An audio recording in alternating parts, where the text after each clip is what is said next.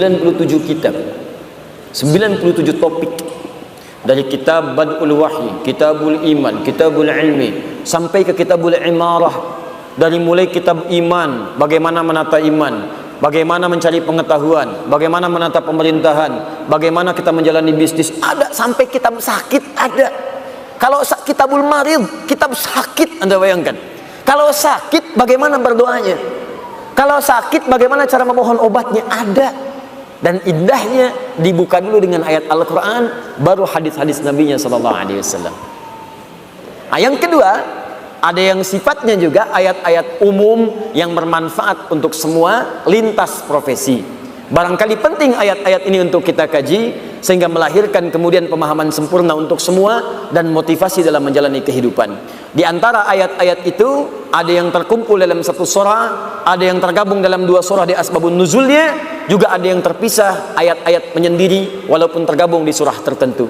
Di antara sekian banyak ayat itu, kita akan keluarkan malam ini dua surah sekaligus yang turun bersamaan, bahkan urutannya berurutan dalam mushaf, urutan 93 dan urutan 94 dari 114 surah yang termaktub dalam mushaf, yang menjadikan firman Allah Subhanahu wa taala tertuliskan di dalamnya, yaitu surah Ad-Duha dan surah Al-Insyirah atau surah Asy-Syarah atau surah Alam Nashrah. Malam ini kita akan bahas, mudah-mudahan ada manfaat di balik dua surah itu yang bisa memotivasi kita.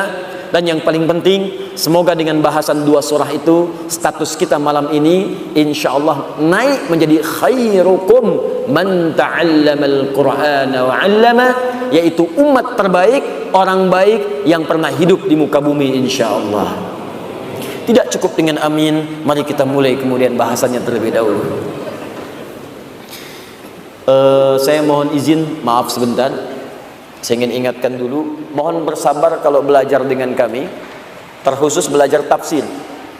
Saya pun tadi sampaikan siang di Masjid Al-Fathu, saya ini tipikal orang yang tidak terbiasa menyampaikan makna secara umum. Jadi makna Ad-Duha itu secara umum begini, saya tidak terbiasa. Saya itu pecinta Al-Quran, sangat cinta dengan Al-Quran, senang dengan Al-Quran, dan Al-Quran itu semua huruf yang merangkai itu mu'jizat. Jadi sayang kalau nggak dibahas setiap hurufnya, setiap hurufnya, bahkan harokatnya. Bukan cuma ayatnya. Ayat itu gabungan dari kalimat, kalimat itu gabungan dari huruf-huruf, huruf-huruf pun punya harakat. Dan Al-Quran dahsyatnya, setiap huruf harakatnya itu punya makna. Karena itu ketika Nabi menyampaikan, kalau anda ingin jadi orang baik, bahasa Nabinya man ta'allama, bukan darasa. Saya coba tuliskan sebentar. Terlihat ini? Belum, karena belum saya tulis. Kalau nampak itu yang repot, ya. Jelas? Jelas. Belakang kelihatan ini? Oh, tidak. Khairukum man.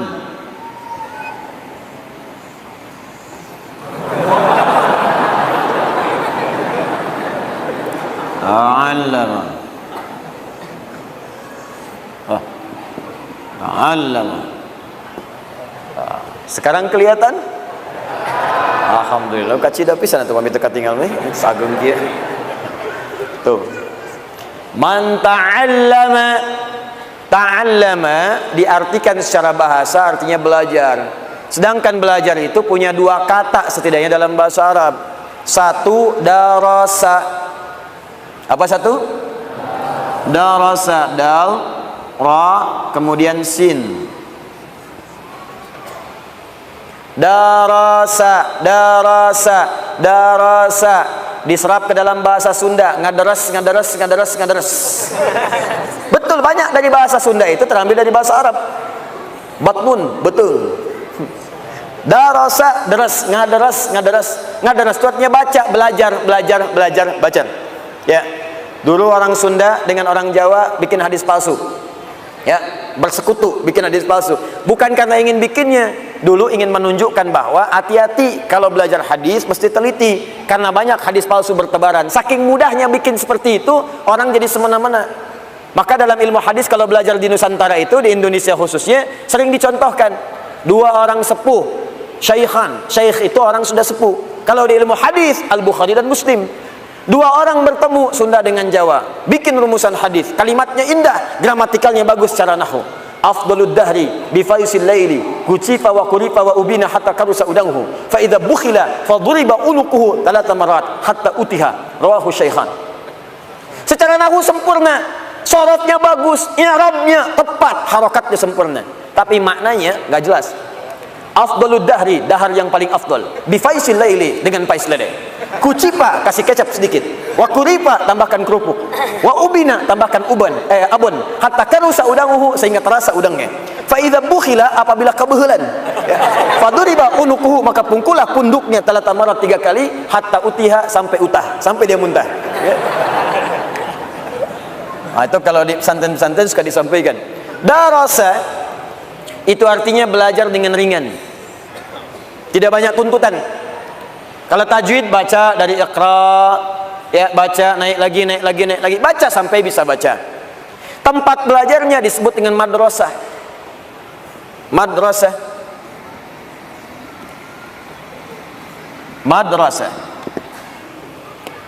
Pengajarnya disebut mudarris.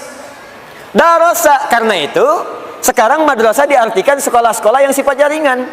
SD, madrasah ibtidaiyah. Tuh. Naik lagi madrasah i'dadiyah, SMP, ringan. Karena anak SD belajarnya kecil-kecil. Ringan. Sedang. Dan jarang ada hambatan. Dalam kaidah ilmu lughah ada bacaan begini. Ziyadatul mabna tadullu ala ziyadatil ma'na. Kalau hurufnya bertambah, maka meluas pula maknanya. Huruf nambah, makna bertambah. Huruf meluas, makna meluas. Kalau diungkapkan dengan kalimat ini, darasa, cepat, itu artinya pelajarannya ringan, cepat, nyaris tanpa hambatan. Ringan, kecil-kecil. Tapi kalau kalimatnya berubah menjadi ta'allama, tuh. Dari kata ilmu alima pakai ta, sebelum akhir pakai tasydid, syiddah. Sesuatu yang dibuka dengan huruf ta dalam ilmu sharaf, di antara maknanya adalah sesuatu yang menunjuk pada usaha yang sungguh-sungguh, serius.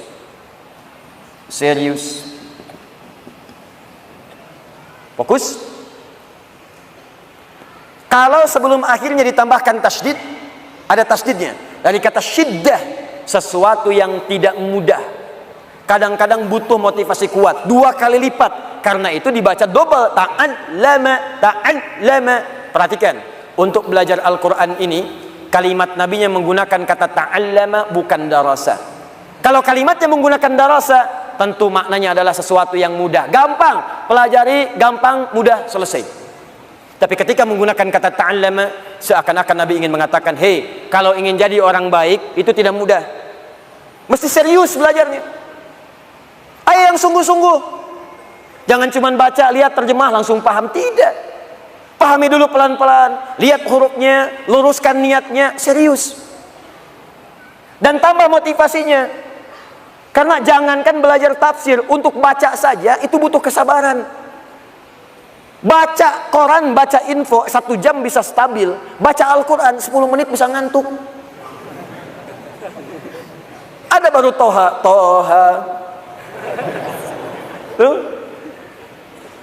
Jadi itulah keindahannya teman-teman sekalian. Karena itu kita bersabar, pelan-pelan kita akan baca. Kita mulai dulu dengan sebab turunnya surah Ad-Duha ini dalam Al-Insyirah. Kenapa sebab ini turunnya 2 surah ini? Apa kemudian hikmah yang bisa diambil dari sebab turunnya ini sehingga bisa memberikan inspirasi bagi kita semuanya. Kita mulai dari sini, baru kemudian kita ambil keterangan para ulama-ulama tentang tafsir atau makna dari surah Ad-Duha dan bersamaan dengan Al-Insyirah, dan kita ambil imrahnya untuk kita terapkan dalam kehidupan kita. Kita mulai dengan bahasan yang pertama, kita padukan dulu dengan sebab nuzul turunnya surah Ad-Duha dan Al-Insyirah terkait juga dengan turunnya surah Al-Mudaththir. Bismillahirrahmanirrahim. Ini baru kita mulai, tadi muqaddimah. Setelah turunnya surah Al-Alaq, surah ke-96, Iqra bismi rabbikal ladzi khalaq, dan seterusnya ayat. Kemudian setelah itu ada jeda wahyu berhenti sementara turun kepada Nabi sallallahu alaihi wasallam. Setelah Nabi menerima wahyu Iqra, sampai dengan 5 ayat. Kemudian setelahnya beberapa ayat turun. Setelah itu ada jeda berhenti wahyu. Ada yang menyebutkan selama 40 hari. Ada yang menyebutkan selama 3 bulan. Dan ada paling panjang menyebutkan selama 3 tahun. Tidak turun wahyu. Sampai Nabi bolak-balik naik ke atas, kemudian Gua Hira turun lagi, nggak ada. Naik ke atas lagi, nggak turun-turun, balik lagi. Dan Gua Hira itu Bapak Ibu sekalian, itu bukan sekedar tempat yang dikisahkan. Saya juga nggak ngerti sekarang guru-guru agama Islam, tolong ditajamkan pendalaman pemahamannya, ditajamkan pengajarannya, jangan sekedar disebutkan. Anak-anakku sekalian, Nabi itu menerima wahyu di Gua Hira. Iya Bu, sampai situ aja. Iya Pak, tunjukkan gambarnya. Itu dari rumah Nabi ke Gua Hira berapa jaraknya? Supaya mengerti untuk mendapatkan sesuatu itu butuh perjuangan. Saya itu Pak napak tilas dari rumah Nabi SAW sampai ke tempat Gua Hira. Itu jaraknya kurang lebih 5-6 kilo. Jalan kaki itu 5-6 kilo diukur. Saya naik lagi ke atasnya 700 meter sampai ke atas. Sampai di puncaknya, guanya bukan di sini. Bukan naik ke atas langsung gua, turun lagi sedikit. Lalu saya naik tuh ke atas guanya, saya lihat sampai ke arah rumah Nabi itu. Tanda paling gampang ada patokan jam yang sekarang jam besar itu Menara Zamzam, dekat situ. Saya lihat-lihat, Allahu Akbar, paling sedikit ada 5 bukit jaraknya. Ini Nabi itu untuk mendapatkan wahyu sampai naik ke atas Gua Hira, itu beliau jalan, kan dulu kan nggak ada sepeda, motor mustahil, mobil nggak ada, Gojek belum ada, Gokar kosong, Grab jangan kira, mimpi, nggak ada. Pilihannya cuma satu, jalan kaki, jalan, naik. Makanya fisik beliau itu kuat. Apakah sampai naik langsung ke atas? Tidak. Naik bukit dulu, turun dulu. Kadang-kadang ada badai, berhenti dulu. Sampai di bawah, Anda kalau mau coba ya, saya bermohon pada Allah, insya Allah yang berangkat haji tahun ini dari Jawa Barat, dari manapun, seluruh Indonesia, seluruh dunia, kita doakan dimudahkan oleh Allah Subhanahu Wa Taala, insya Allah. Yang belum berangkat mudah-mudahan disegerakan oleh Allah Subhanahu Wa Taala, insya Allah. Ya, ayo, ikhtiar. Nanti sampai di sana, coba Anda naik ke Gua Hira itu, bukan sekedar naik, kadang-kadang masih ada binatang, ya, ada monyet sekitarannya. Yang kalau nggak dikasih makan, kadang-kadang nguntit Anda dari belakang, kadang-kadang tas Anda diambil dan sebagainya. Saya membayangkan bagaimana saat ketika Nabi akan mengambil dan menerima wahyu itu. Naik turun. Ini menunjukkan pesan bahwa untuk menemukan tempat yang baik itu kadang-kadang butuh perjuangan. Kadang-kadang berkelok-kelok dulu baru menemukan tempatnya. Untuk menemukan kedekatan dengan Allah itu butuh perjuangan. Kadang-kadang yang belum berjilbab ya akhwat, nggak seketika langsung berjilbab. Kadang ada pergolakan dulu, kadang melawan dulu orang-orang yang menyoal, kadang harus punya argumentasi sampai lapang, baru kemudian dikenakan. Untuk meninggalkan riba itu nggak mudah. Kadang berjuang dulu dengan keadaan diri, kadang harus memerangi hal yang sudah matang sebelumnya untuk mendapatkan kenikmatan setelah itu nggak mudah. Kadang perlu naik ke atas bukit, turun lagi, kadang kena badai, kadang kena pasir, kadang harus meniti seperti naik Nabi ke Gua Hira. Tapi setelah mendapatkan anugerah Iqra bismi rabbikal ladzi khalaq itu tak akan terasa bolak-balik walaupun harus naik turun gunung, naik turun gunung, naik turun gunung. Nikmat rasanya kalau sudah dekat dengan Allah Subhanahu wa taala. Biasanya begadang, sekarang ingin tahajud, apakah langsung tiba? Belum tentu ya ikhwan.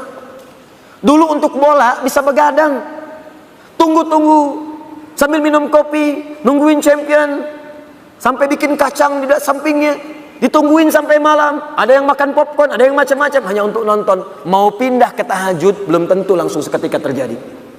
Tungguin dulu, setting alarm, kuatkan niat, bangun jam 3, alarm jam 2, jam 2:04, jam setengah 3. Alarm jam 2 mematikan yang jam 2:04, alarm 2:04 mematikan alarm yang setengah 3, alarm setengah 3 untuk persiapan dulu. Belum tentu mudah. Naik turun. Nah, setelah periode Iqra itu, tiba kemudian wahyu berhenti sementara waktu. Kita ambil batas paling maksimal misalnya sampai dengan 3 tahun. Minimalnya riwayatnya 40 hari. Para ulama kemudian menyimpulkan, kenapa Allah dalam hal ini memberikan jeda kepada Nabi sebelum muncul kemudian wahyu yang berikutnya. Perhatikan hikmahnya dengan sangat indah. Pertama kata para ulama, untuk memberikan pesan kepada Nabi agar diteruskan kepada umatnya, agar terbiasa memahami makna Al-Quran dan mendalami serta mengamalkannya sebelum dia memperbanyak bacaan-bacaan kepada yang lainnya. Jadi menghatamkan Quran itu bagus, mengejar khatam bagus, baca bagus. Tapi yang lebih disukai itu apa yang sudah dibaca, dalami, pahami supaya bisa diamalkan. Di kebanyakan orang sekarang mengejar kemudian setoran hafalan, mengejar banyaknya bacaan, mengejar khataman, cuman sayangnya apa yang dibaca nggak dipahami. Anda khatam dalam sebulan 3 kali, tapi yang dibaca-baca itu nggak ngerti apa manfaatnya untuk Anda. Pahala ada, cuman keberkahan dunianya nggak dapat dan kemuliaan akhiratnya berkurang. Maka mulailah dengan manhaj yang diajarkan oleh Nabi Sallallahu Alaihi Wasallam. Sedikit bagus, hafalkan boleh banyak, tapi dari semua apa yang kita dapatkan itu milikilah jeda waktu untuk mengamalkannya. Saran saya begini, kalau bisa, misal bulan ini saya ingin paham makna Al-Fatihah, bulan depan saya mulai juz amma. Bagi, kalau perlu sehari seayat gak apa-apa. An-Naba 40 ayat misalnya, besok saya ayat pertama dulu, besoknya lagi ayat keduanya. Lihat tafsirnya, jajarkan maknanya, usahakan amalkan dalam hidup. Kalau sudah begitu, hidup antum itu terisi berkah. Enak. Setiap waktunya dengan Quran, dengan enak, keberkahannya nikmat sekali. Dan terisi waktunya, walaupun sehari hanya 1 ayat. Nah, apa yang terjadi setelah itu? Tiba-tiba Nabi naik ke atas Gua Hira, siang-siang. Tidak ada wahyu turun, diputuskan turun oleh beliau. Siang itu juga. Di pertengahan jalan tiba-tiba ada panggilan kepada beliau. Ini diabadikan dalam hadis riwayat Al-Bukhari yang tentang kitab Bad'ul Wahyi, hadis nomor 4 sampai 5, riwayat sahabat Jabir bin Abdullah radhiyallahu taala anhu. Tiba-tiba kemudian ada panggilan dari atas, Muhammad. Muhammad. Nengok kanan tidak ada orang, kirinya kosong, depannya nggak ada orang, belakangnya kosong. Begitu melihat ke atas, ada satu sosok. Kana yaqudu bainas samai wad dunya, seperti orang yang duduk antara langit dengan bumi. Sama wal ard, antara seperti duduk di antara langit dan bumi, melihat ke bawah mengatakan Muhammad, Muhammad. Masya Allah. Mas, siapa namanya? Dzul Khair, orang yang punya kebaikan. Mas Dzul Khair siang-siang ke Al-Khuah, i'tikaf dari zuhur sampai jam 2, udah kosong, gak ada orang sama sekali. Keluar dari Al-Khuah, tiba-tiba ada panggilan di luar, Dzul. Depan kosong, belakang gak ada orang, kanan kiri kosong, Dzul. Lihat ke atas, makhluk besar, rambut panjang, jubah putih, Dzul. Apa responnya? Kata Nabi, fara'ibtu minhu, saya khawatir, takut sampai bulu kuduknya naik. Lalu saya tinggalkan tempat itu dengan cepat, sampai kemudian bertemu dengan Sayyidah Khadijah. Sampai kemudian digandeng tangannya, Nabi katakan, dathiruni, dathiruni. Riwayat lain, zammiluni, zammiluni. Sampai seketika sudah tenang, disampaikan kalimat, turunlah kemudian surah Al-Mudaththir. Ya ayyuhal mudaththir, qum fa'anzir, wa rabbaka fakabbir, dan seterusnya ayat. Itu ayat perintah dari Allah langsung kepada Nabi untuk berdakwah secara terang-terangan, untuk mengamalkan ilmu. Ini kata para ulama hikmah yang kedua. Jadi kalau kita ingin mengamalkan sesuatu, ingin beramal, ingin ibadah, jangan sampai kita ibadah sebelum punya dasar ilmu yang matang.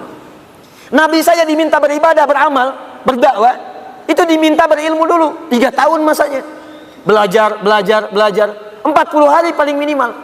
Ini pelajaran bagi kita. Sebelum kita mengamalkan sesuatu, dasari dengan ilmu dulu. Ingin salat tahajud, belajar dulu. Ingin kita sedekah, pelajari supaya maksimal. Apalagi ketika kita ingin menyampaikan pada orang lain, pelajari dengan baik, pahami dengan baik, baru kita sampaikan. Maka terjadilah kematangan dalam pengetahuan kita. Kasus yang pertama, wahyu tertunda dalam tanda petik turun kepada Nabi dengan hikmah tertentu. Tiba kemudian peristiwa itu terjadi lagi. Bagaimana peristiwanya? Dalam masa setelah itu turun wahyu, sampai kemudian terputus dalam jangka waktu sekitar 2 sampai dengan 3 malam. Saking dahsyatnya, maaf, Nabi malam itu kemudian bermohon kepada Allah, belum turun. Malam kedua, belum turun. Yang ketiga pun belum turun. Sampai-sampai di malam ketiga ini, istrinya Abu Lahab bibinya sendiri. Abu Lahab kan bagian keluarganya, keluarga Nabi sallallahu alaihi wasallam, yang kemudian disampaikan dalam Al-Quran tentang kecamannya. Istrinya Hammalatul Hatab datang kepada Nabi Muhammad sallallahu alaihi wasallam. Inna sahibaka qad qalah. Hei, kata istrinya Abu Lahab, awas hati-hati, kata istrinya Abu Lahab, hei, inna sahibaka qad qalah. Sungguh, fokus, sungguh sahibmu ini maksudnya kepada Allah, yang biasa memberikan firman kepadamu, yang biasa menyampaikan berita kepadamu, kayaknya sudah meninggalkanmu ya. Dia datang dengan mengolok-olok. Wah, sekarang Muhammad sudah ditinggalkan ya. Ah, Muhammad sudah seperti orang gila ya. Ya, Muhammad sudah nggak ada pendamping ya. Ya, Muhammad sudah sendirian ya sekarang ya. Bayangkan teman-teman, biasa menerima wahyu, kemudian terputus. Mirip begini nih, mirip begini. Maaf ya, maaf. Anda misalnya pasangan suami istri, hari pertama SMS ada, telepon ada, hari kedua ada, hari ketiga nggak ada kabar, hari berikutnya nggak ada kabar lagi, hari berikutnya lagi belum ada kabar juga. Kira-kira perasaan Anda bagaimana? Nggak usah suami istri lah, anak misalnya, anak berangkat sekolah keluar, berangkat ke Amerika, hari pertama belum ada kabar, hari kedua nggak ada kabar, hari ketiga nggak ada kabar juga. Perasaan Anda bagaimana? Gelisah. Tiba-tiba kemudian ada yang mengatakan, udah ditinggalin anak ya, udah nggak diperhatiin ya sama suami ya, kayak orang gila aja, udah nggak ada temennya. Bagaimana perasaan Anda? Saking cintanya Nabi kepada Allah Subhanahu wa Ta'ala, beliau merindukan Allah dengan turunnya wahyu.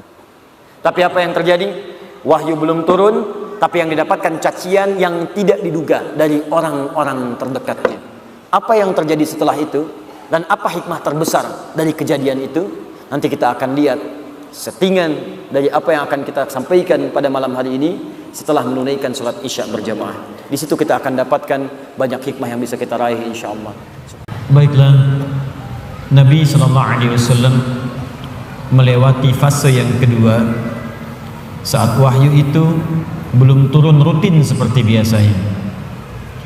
Seperti halnya seorang yang sedang merasakan cinta dan kerinduan luar biasa, tentunya ingin selalu mendapatkan kabar, perhatian, dan juga hubungan yang rutin terjadi. Tadi kami contohkan ketika Anda mencintai seorang anak, bahkan itu anak satu-satunya, tapi kemudian sehari tidak ada kabar, 2 hari tidak ada kabar, 3 hari tidak ada berita.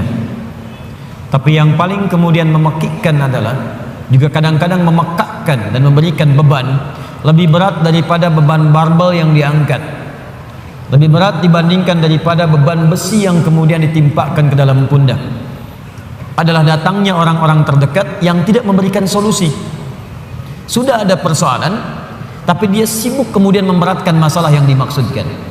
Bahkan hadir celaan-celaan kemudian dari lisannya, sampai mengolok-olok dan mengatakan, sekarang udah ditinggal ya, kayak orang gila aja sendirian, harap-harap sesuatu tapi nggak dapat. Sekarang sudah nggak punya teman ya. Kalau yang bicara orang luar mungkin kita bisa abaikan karena tidak tiap hari bertemu dia. Tapi kalau yang bicara orang terdekat, bahkan hadir di samping rumah, bahkan punya status keluarga, itu yang beban paling berat dibandingkan dengan beban mengikut barbel. Itu beban paling tinggi, paling kuat dibandingkan dengan diberikannya besi ke atas pundak. Orang yang angkat barbel mungkin seketika bisa diangkat sampai ke kaki terasa beratnya, tapi bisa dilempar selesai.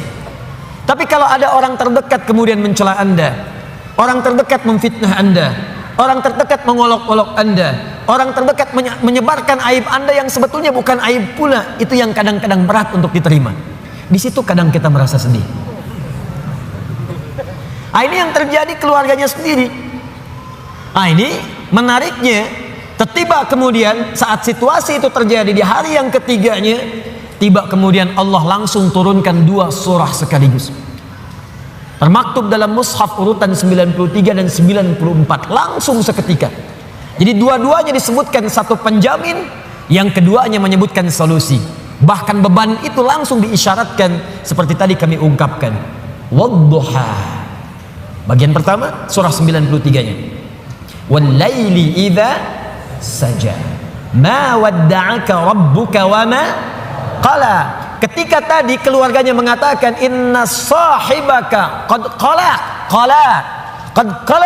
sungguh Rabbmu sekarang, Tuhan itu yang engkau pertuhankan itu sudah meninggalkanmu. Dijawab langsung, ma wadda'aka rabbuka wa ma qala walal akhiratu khairul laka minal ula wala sawfa yu'tika rabbuka fatarda alam yajidka yatiman fa'awa wa wajadaka dhallan wa wajadaka 'ailan fa ammal yatima fala wa ammas sa'ila fala wa amma bi ni'mati rabbika. 11 ayat langsung. Apakah berhenti? Tidak. Teruskan surah yang keduanya. Langsung disebutkan tentang beban yang terasa terpikul itu. Seketika dijatuhkan bebannya oleh Allah Subhanahu wa taala. Nanti kita bahas tafsirnya. Alam nashrah laka wa wada'na an alladhi an wa rafa'na fa inna ma'al fa idza faraghta wa ila rabbika. Allahu akbar. Dua surah ini kalau kita bahas dengan benar, tanamkan, hunjamkan ke dalam jiwa, maka orang yang bisa memahaminya dengan baik, demi Allah saya katakan, beban seberat apapun akan ringan terasa ia terima dalam hidup ini. Seakan hidup gak ada beban. Sepanjang dua surah ini dipraktekkan dalam kehidupan. Karena saya yakin setiap kita itu yang hidup pasti punya beban persoalan. Jadi jangan dikira wajah-wajah yang hadir saat ini, ada yang senyum, ada yang tertawa, belum tentu nggak punya masalah. Kadang-kadang tersimpan untuk merasa menghilangkan persoalan itu ketawa, untuk merasa menghilangkan beban itu tersenyum. Bukan berarti masalahnya hilang. Dan yang paling berat adalah hal-hal yang tidak kita duga sebelumnya, masalah itu hadir di sekitaran orang-orang dekat kita tersendiri. Dan penyebab persoalan itu adalah orang-orang yang tidak kita duga sebelumnya. Abu Jahal itu partner Nabi sebelum masuk Islam. Dalam apa? Dalam persaingan olahraga, sering bergulat juga, dan selalu Nabi menang. Abu Jahal selalu kalah. Sampai seketika dikalahkan oleh Nabi, kalah lagi. Sampai penasaran dengan Nabi. Abu Lahab itu, teman-teman sekalian, paman Nabi, bahkan anaknya menikah kemudian dengan putri Nabi SAW. Tidak mudah. Tapi apa yang terjadi? Beban itu yang paling berat yang ada di sekitarannya. Melebihi beban di kantor, melebihi beban di kampus, melebihi beban di pemerintahan, melebihi beban di pekerjaan. Saya mau tanya pada Anda, Bapak yang kerja di kantor, berat mana?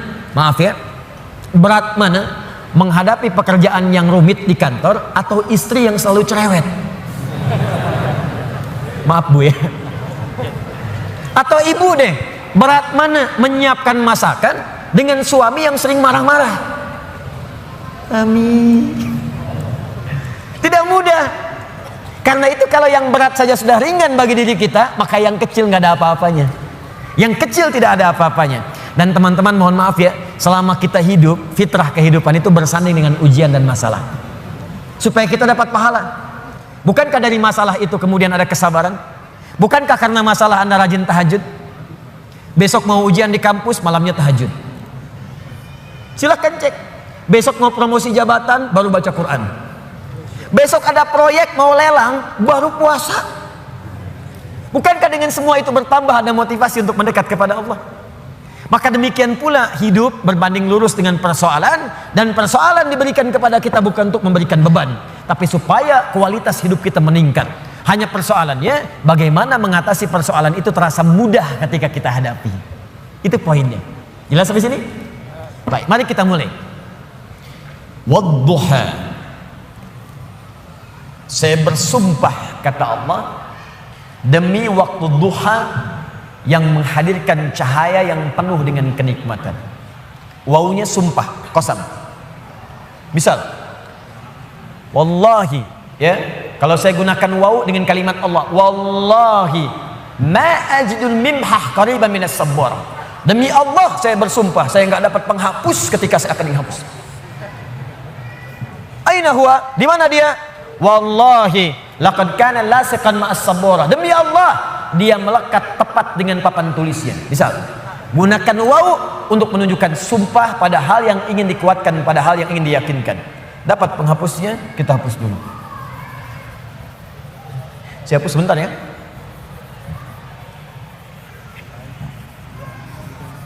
Gak apa-apa, ini memang seperti ini fitrahnya. Ya. Pertemuan kedua ke Al-Quwa, datang sendiri, menangkan sendiri, ngapus sendiri. Ya. Panitia nawarkan door prize, ya.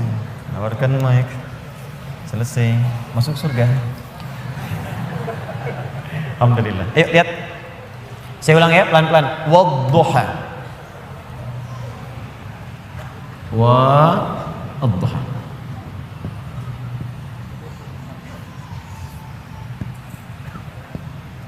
Fokus. Huruf waw dalam bahasa Arab itu setidaknya secara garis besar ada dua jenis. Satu disebut atof. Atof itu waw yang mengikutkan pada hukum sebelumnya. Misal, buka Quran surah ke-2 Al-Baqarah ayat 127. Paling kiri sebelah atas. Wa idh yarfa'u Ibrahimul qawa'ida minal bait wa Ismail. Wa Ismail. Dan pelajarilah, ingatlah, pahami ketika Nabi Ibrahim ditugaskan oleh Allah untuk meninggikan bangunan Ka'bah, ditinggikan. Wa Ismail, dan Ismail ikut mengerjakan itu. Saya ulang. Dan Ismail ikut mengerjakan itu. Jadi ketika ada huruf waw di tengahnya, itu artinya mengikutkan satu orang kepada yang lainnya dalam pekerjaan yang sama. Zahaba Ahmad ila Masjid Al-Ukhuwah wa Ali. Ahmad pergi ke Masjid Al-Ukhuwah dan Ali ikut ke situ. Itu waw ataf. Tapi kalau ada huruf waw, misal berada di awal ayat biasanya, dalam setiap awal surah, dan harakat setelahnya itu kasrah. Harakat setelahnya itu kasrah. Jadi waw ada kalimat, di akhir kalimat itu harakatnya kasrah. Atau kasrahnya tidak ada tapi ditutup dengan alif. Alifnya alif belok begini. Itu menunjukkan wawunya sumpah, qasam, sumpah.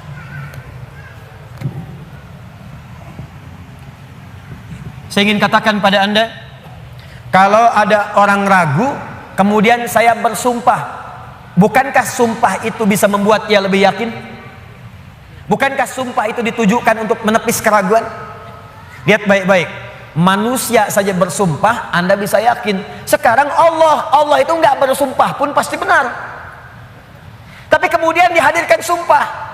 Kalau Allah sudah bersumpah, itu bukan sekedar ingin menyampaikan kalimat atau informasi, tapi Allah ingin memberikan komitmen dengan sungguh-sungguh dan menanamkannya ke dalam jiwa.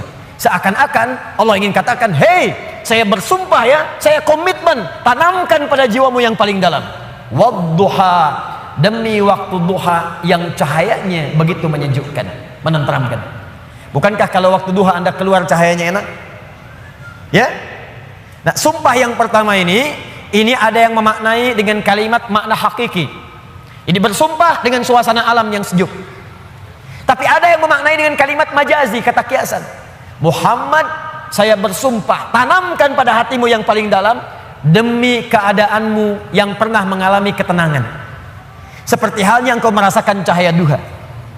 Demi kondisimu yang pernah merasakan sukacita, yang pernah enak, pernah nyaman, gak ada gangguan, persis seperti engkau berjemur dalam suasana duha. Bukankah kalau Anda keluar suasana duha enak?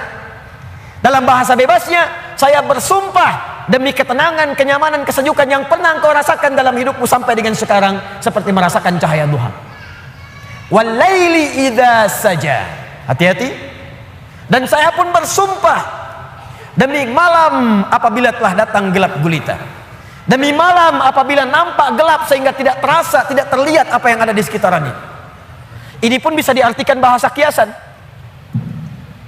Walaili idza saja. Maaf, kalau malam gelap itu terus cahaya tidak ada, lilin tidak ada, lampu sudah tidak ada, Anda ada dalam satu ruangan, kira-kira, mohon izin ya, maaf sekali, kira-kira benda-benda sekitaran kita nampak tidak? Tidak. Kalau sudah tidak nampak, bisa nggak menjangkaunya secara cepat? Meraba kan? Meraba. Ustadz, tapi gigi saya putih, kalau saya senyum ada cahaya. Tidak. Tetap pantulannya tidak akan menghadirkan optik yang sempurna.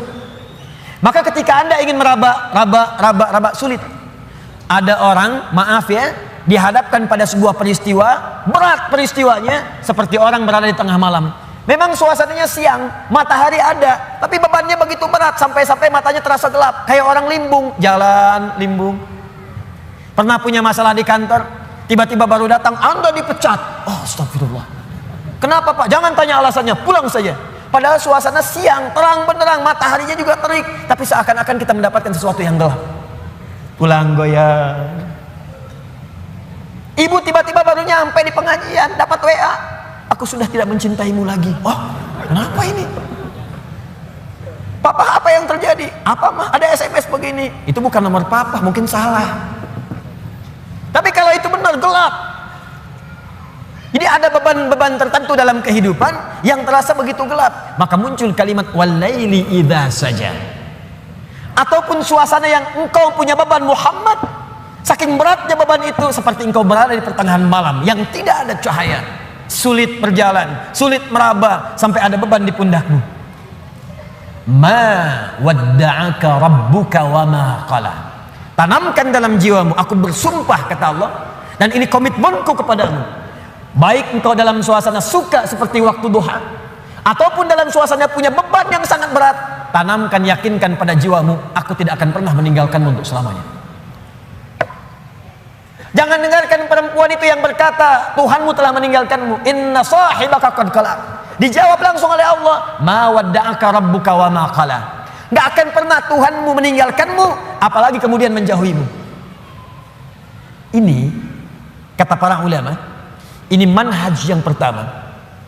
Bila seseorang dekat dengan Allah dan selalu mendekatkan diri kepada Allah untuk bertakarrub, dekat sampai merasakan kedekatan dengan Allah, maka tidak ada yang paling menyenangkan dan tidak akan pernah merasakan beban dalam hidup kecuali semuanya akan diringankan oleh Allah Subhanahu wa taala. Kecuali semuanya akan terasa ringan karena dia merasa dekat dengan Allah Subhanahu wa taala. Di bahasa singkatnya begini, kalau Anda dekat dengan Allah, baik dalam suasana senang tidak akan melalaikan. Biasa saja karena yang paling tingginya Allah.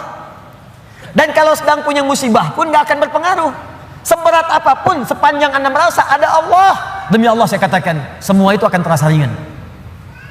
Contoh, maaf ya, Anda sedang punya masalah sekarang, berat rasanya, gak mudah dirasakan. Tapi dalam hati Anda ada keyakinan kepada Allah. Tiba-tiba muncul kalimat, la yukallifullahu nafsan illa. Allah gak mungkin titipkan beban persoalan kecuali Anda sanggup menjalaninya.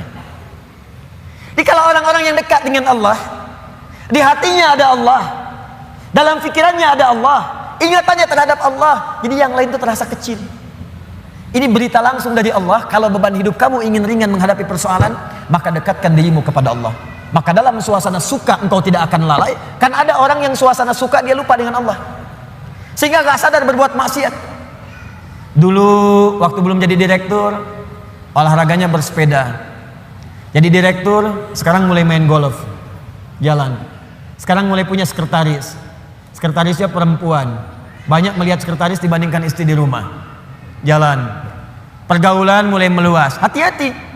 Kalau tidak ada manhaj rabbani, kedekatan dengan Allah dalam jiwa, itu bisa berpeluang untuk bermaksiat. Hati-hati, bisa berpeluang untuk bermaksiat. Dulu belum terlalu kaya, pakainya sepeda, kadang jalan kaki. Sekarang datang mobil, kalau nggak punya kedekatan dengan Allah, mobil itu kadang-kadang nggak bisa buka pintunya. Kalau belum dibukakan, nggak mau keluar. Kalau belum muter keliling komplek, belum afdol. Dulu ke masjid bisa jalan, jarak ke masjid cuma 10 meter. Habis punya Grand Max, bahkan ke IMAX, bahkan ke NMAX, motor. Jadi keliling komplek dulu 3 kali. Assalamualaikum, ayo Pak Haji ke masjid. Akhi ayo ke masjid, masih di dalam aja. Dia lupa yang di dalam itu lagi ke Cianjur, gak ada orang. Itu poinnya. Jadi jangan sampai saat kita berada di atas, maaf, lalai kita dengan kehidupan, sehingga menenggelamkan kita dalam apa yang kita dapatkan. Tapi yang lebih bahaya, jangan sampai ketika saat sedang punya persoalan, kita juga kemudian merasa berat dengan itu. Bebannya berat, limbung, bicara tidak terkontrol, makan tidak enak, tidur tidak nyaman, dan suasananya nggak menyenangkan, capek saja. Ada yang tiba-tiba naik ke atas tower. Ada yang tiba-tiba naik ke atas tiang listrik. Ada yang naik ke apartemen. Mau bunuh diri, takut. Balik lagi gemetaran. Dan seterusnya. Dan tidak ada kerjaan. Semua itu tidak akan pernah terjadi kalau Anda dekat dengan Allah Subhanahu wa ta'ala. Di pelajaran pertama dari surah Ad-Duha di awal ayatnya, berusahalah selalu untuk mendekatkan diri kepada Allah Subhanahu wa ta'ala. Orang yang dekat dengan Allah, maka akan dijamin oleh Allah langsung hidupnya, baik dalam keadaan suka ataupun sedang merasakan duka, tidak akan berpengaruh banyak pada dirinya, karena yang paling tinggi dan paling menyenangkan adalah kedekatannya dengan Allah Subhanahu wa ta'ala. Jelas sampai sini? Baik. Jadi kalau dia sedang kaya, tahajud jalan, karena yang dirindukan tahajudnya. Lihat Abdurrahman bin Auf, Utsman bin Affan, Tamim Ad-Dari, kekayaan banyak, harta melimpah, kapak terbuat dari emas, malam masih tahajud, teman-teman. Masih sempat baca Al-Quran. Utsman tuh sampai jadi presiden masih punya waktu untuk khataman Quran. Kan Utsman radhiyallahu ta'ala anhu waktu terbunuh kan sedang baca Al-Quran. Masih puasa, saat itu sedang puasa. Anda bayangkan nikmatnya dekat dengan Allah, walaupun jabatan tinggi, yang terasa nikmat itu saat sedang beribadah kepada Allah, saat tahajudnya, itu yang dinanti. Nabi itu kedudukannya paling tinggi, tapi kapan merasakan kenyamanan? Saat tahajud, sampai tak terasa rakaat pertamanya 5 juz 4 halaman, paling sedikit 100 ayat. Saya mau tanya pada Anda, pernah nggak merasakan kenikmatan seperti itu? Apakah nikmat saat dapat door prize, apa saat baca wadduhanya? Ayo coba rasakan, sampai hadir situasi itu, sampai enak, tahajud tuh diburu gitu. Bukan karena IPK-nya dapat 4, bukan karena dapat proyek besar, tapi yang dirasakan, ya Allah, terima kasih Engkau titipkan ini, dan dia kejar siapa yang memberikannya, kejar malamnya, kejar bacaan Qur'annya, kejar puasanya. Itulah yang sesungguhnya hakikat dalam kehidupan kita. Satu poin pertama. Kalau ada orang yang sudah bisa mendekat kepada Allah, maka Allah jamin dalam syukurnya, dalam situasi dia tenangnya, nyamannya, dia tidak akan menjauh dari Allah, dan dalam situasi dapat musibah pun tidak akan banyak berpengaruh dalam kehidupannya. 2. Allah bersumpah lagi, walal akhiratu khairul laka minal. Ini yang hebat. Saya kemarin bikin quotes, lalu kita sebarkan. Ini sebetulnya di antara esensi surah Ad-Duha. Kata Allah, Muhammad, saya bersumpah kepadamu, yakinkan pada jiwamu, nanti saat kamu ke akhirat, suasananya akan lebih enak dibandingkan dengan sekarang. Akhirat itu lebih baik dari apa yang kamu rasakan sekarang di dunia. Maksudnya begini, kalau kamu sedang capek, kamu sedang ada musibah, kamu sedang lelah, sabar. Nanti kalau sudah pulang, semuanya akan hilang. Memang dunia itu tempat capek, karena memang tempat beramal. Sholat di dunia, kerja di dunia, puasa di dunia, baca Quran di dunia. Kenapa kita kerjakan? Supaya cari bekal untuk pulang ke akhirat. Nanti kata Allah, kalau sudah pulang semuanya akan hilang. Jadi tenang aja teman-teman. Capek cuma sebentar. Ya, capek cuma sebentar. Lelah, gak apa-apa. Namanya juga dunia. Dunia itu memang tempat capek. Kalau nggak mau capek, ya pulang. Dunia itu tempat capek, dan kita memilih untuk hidup, maka jalani itu, nikmati saja, kerjakan aja. Setiap kerja ada pahala, setiap kerja ada pahala, setiap sholat pahala, baca Quran pahala, niat mencari nafkah karena Allah pahala, merawat anak pahala, memberikan ASI pahala. Gak apa-apa, memang capek, memang ya dunia sifatnya capek. Tobakan an tobak, setiap tahapan tuh capek lagi, biasa, supaya dapat bekal. Bukankah orang kerja dapat gaji? Dan enak kan kalau gajian? Dan kalau sudah dapat gaji, lupa kan 29 hari ke belakang?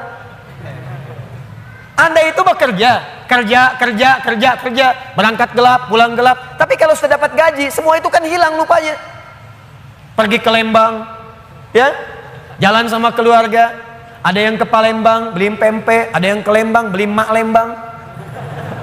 Ada. Semuanya kayaknya hilang aja. Besoknya kerja lagi. Kata Allah, saya janjikan yang lebih dahsyat. Kamu sabar saat di dunia, karena dunia memang tempatnya capek. Kamu cari bekal aja. Nanti saat pulang ke akhirat, saya berikan yang lebih indah dan gak akan pernah ada capek lagi. Sholat, udah gak ada lagi.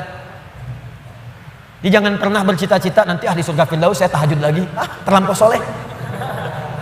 Udah nggak ada. Baca Quran nggak ada lagi. Yang ada itu masuk surga dengan Qurannya. At-Tirmidzi nomor hadis 2915. Dipakaikan di atasnya mahkota, dipakaikan di badannya jubah kehormatan, dipakaikan di tangannya gelang-gelang emas, pakaiannya sutra. Quran surah ke-35 ayat ke-33.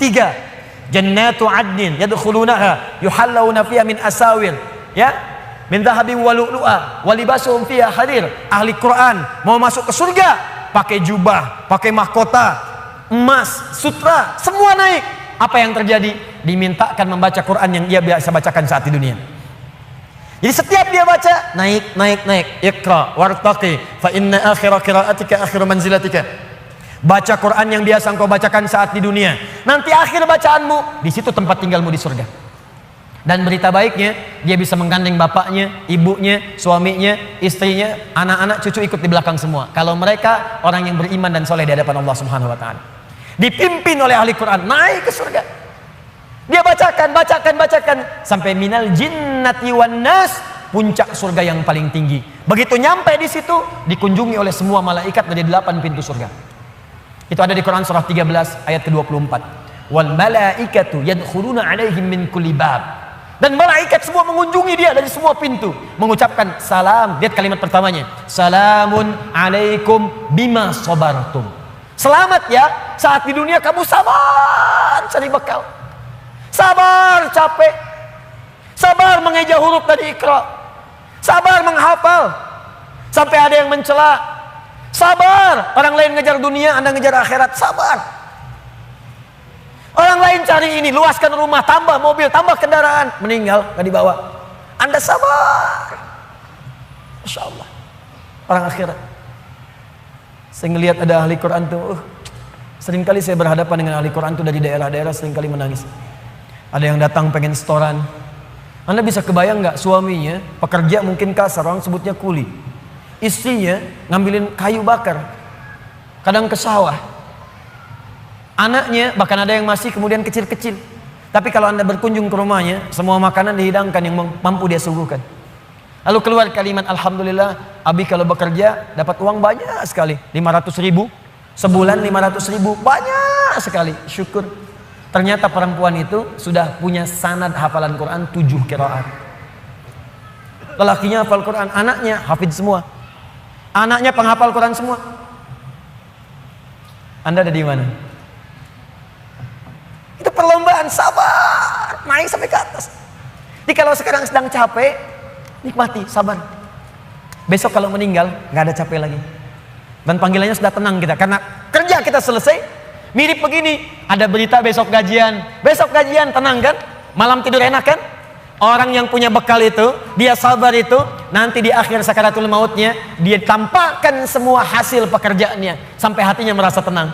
Jadi nggak terasa, tidur aja. Ya ayyatuhan nafsul mutmainnah, ditarik, tenang, tidur aja, selesai. Tinggal dia jumpai Allah di akhirat nanti, mendapatkan hasil dari apa yang dia kerjakan. Makanya kata Allah, kalau sedang sholat terasa capek, apa jawabannya? Sabar ya, walal akhiratu khairul laka minal ula. Nanti di akhirat gak ada tahajud lagi.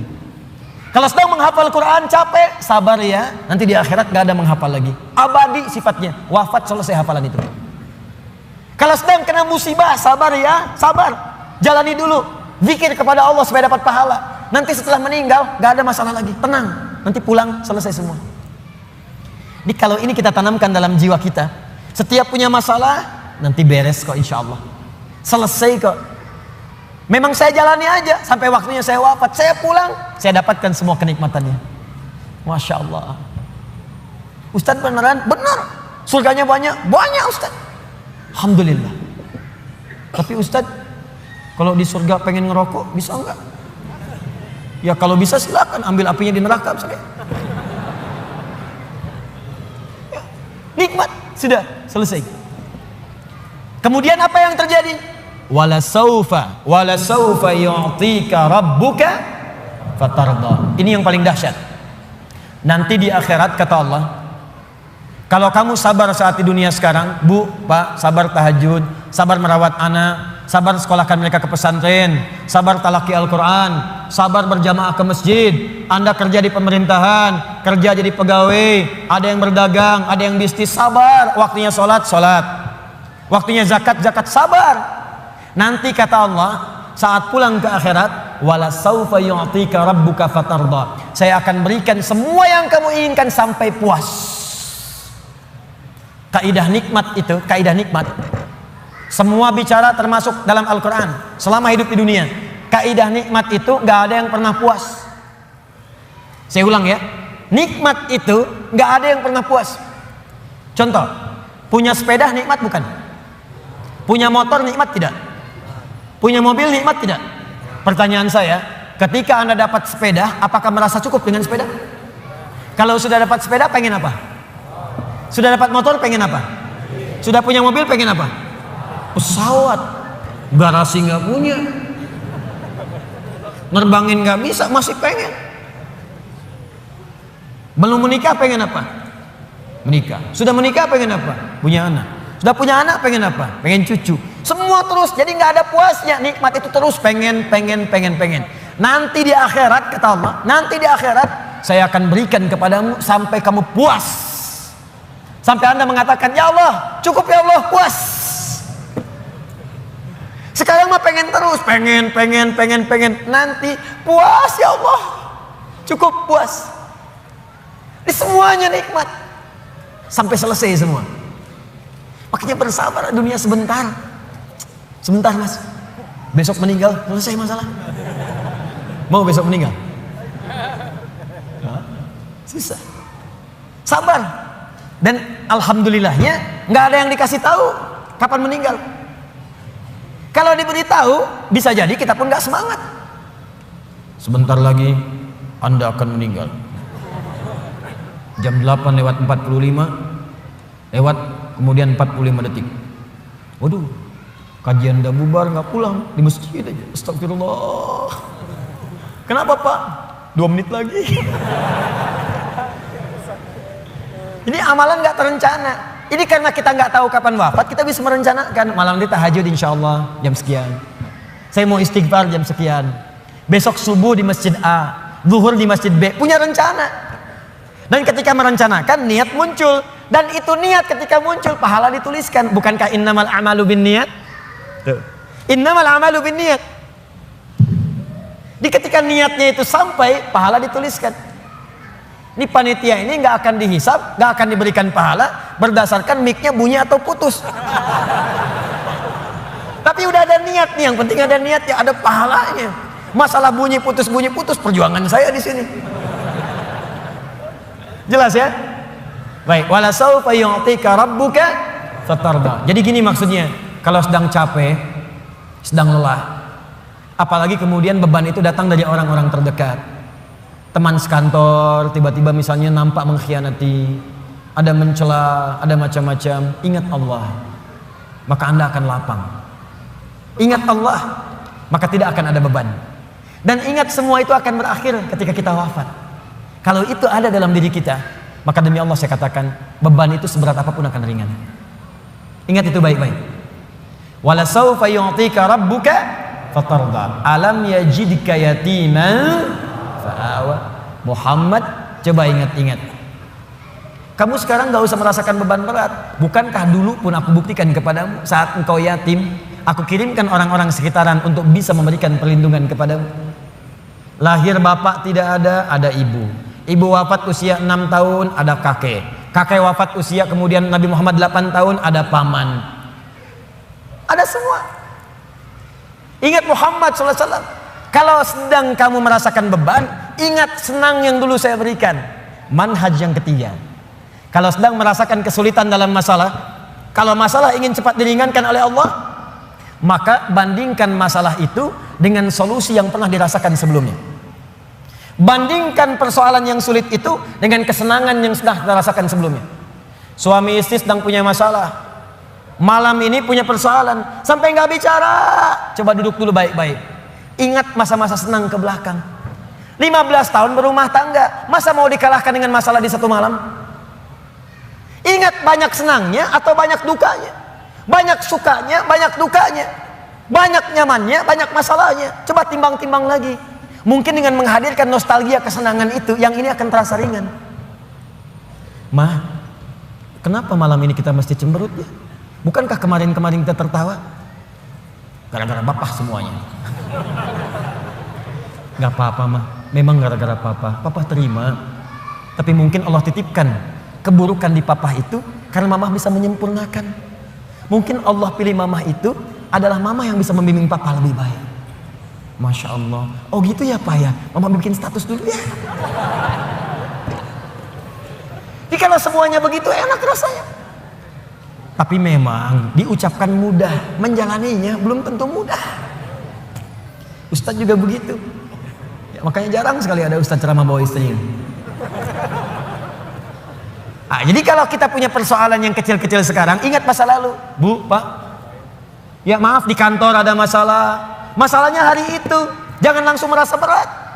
Ada proyek gak selesai dimarahin sama bos. Anda kerja sudah 10 tahun, dimarahin baru hari itu. Senangnya kan banyak, udah 9 tahun. Masa persoalan sehari mengalahkan persoalan 9 tahun yang senang ke belakang? Kan tidak lucu. Anda gagal satu ujian, 9 mata kuliah lulus semua. Masa harus meratapi diri pada yang satu itu? Selesaikan. Mungkin di situ Allah ingin berikan anugerah supaya Anda paham lebih dalam.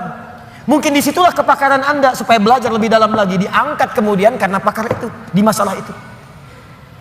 Saya dulu itu setiap menghadapi pelajaran-pelajaran bahasa, apalagi balaghah macam-macam dan sebagainya itu, di situ perasaan awal pertama sulit saya hadapi. Begitu dihadapi, rupanya Allah menginginkan kita lebih fokus pada masalah itu. Seakan awalnya susah, ternyata ada nikmat di balik itu. Itulah poinnya teman-teman sekalian. Jika Anda sedang merasakan kesulitan, ingat masa-masa lalu saat Allah memberikan banyak nikmat dalam kehidupan kita. Jelas sampai di sini? Baik. Wa wajadaka dhallan fahada. Ingat Muhammad, dulu engkau belum pernah punya pengetahuan seperti sekarang. Engkau belum dapat bimbingan dari wahyu seperti sekarang. Ini dhallan di sini jangan sembarangan menerjemahkan ya. Di Al-Qur'an itu ada kalimat serupa tapi maknanya bisa beda. Ghairil maghdubi alaihim waladdallin.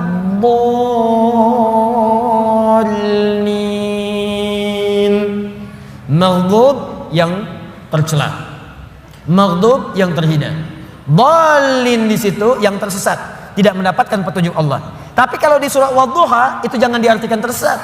Bukan tidak mendapatkan petunjuk Allah, artinya yang belum mendapatkan bimbingan wahyu dari Allah Subhanahu wa taala. Bukankah dulu belum turun wahyu kepadamu? Bukankah dulu belum turun ayat-ayat Quran kepadamu yang membuat engkau semakin tenang sekarang? Lalu setelah itu fahada, datanglah kemudian ayat-ayat itu. Hada itu kata kerja, kata bendanya hudan. Al-Quran disebut dalam Al-Quran dengan nama hudan. Dzalikal kitabu la raiba fi hudan syahrul ramadhan alladzi unzila fihi al-Quran hudan linnas. Hudan. Wajadaka dhallan fahada. Muhammad, dulu kamu belum punya pengetahuan, sekarang dapat ilmu. Dulu kamu belum dapat bimbingan wahyu, sekarang dapat wahyu. Maksudnya apa? Ingat-ingat Muhammad. Sekarang saat kamu dapat beban seperti ini, jangan cepat banyak menyesali, karena banyak nikmat Allah yang lain yang bisa kamu hadirkan. Nikmat pengetahuan, nikmat kesehatan, nikmat mendapatkan bimbingan. Nah ini pun Bu, Pak, penting untuk disadari. Kalau sedang merasakan sulit di satu nikmat, maka ingat nikmat-nikmat yang lainnya.